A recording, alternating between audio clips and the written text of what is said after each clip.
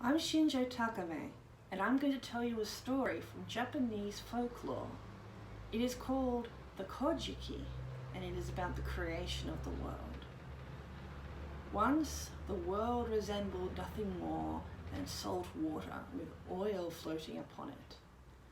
And from on this, Izanagi and Izanami, god and goddess, stood up from the void.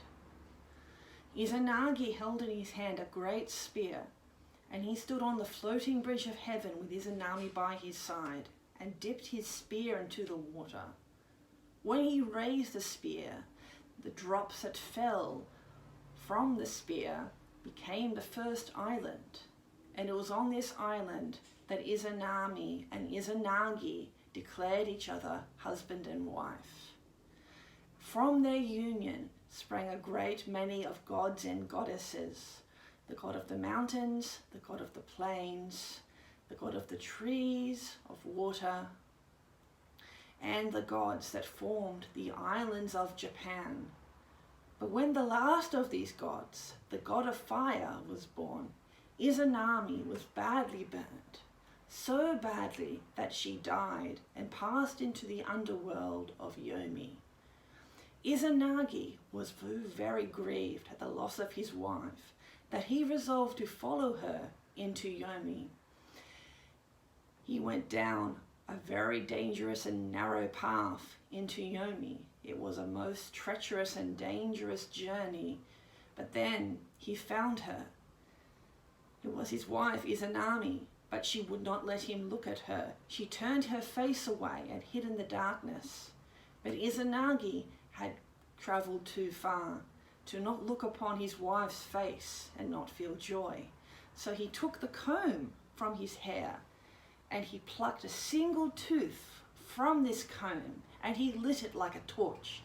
And then when he lit it, he saw Izanami's face and his heart was filled with terror.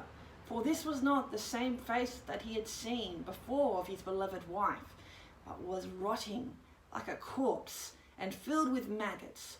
And Izanami turned to him as a rage and said, "How can you look upon me like this, my husband? Be gone with you!" And she set upon him demons that flew after him as he tried to flee the underworld. They were close on his heels as he went back up the narrow, dangerous path.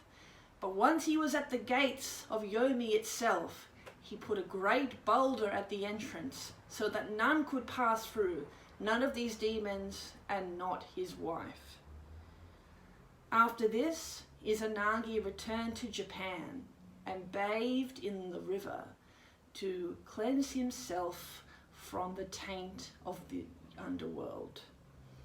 And it was from this bathing that his 3 greatest children were born.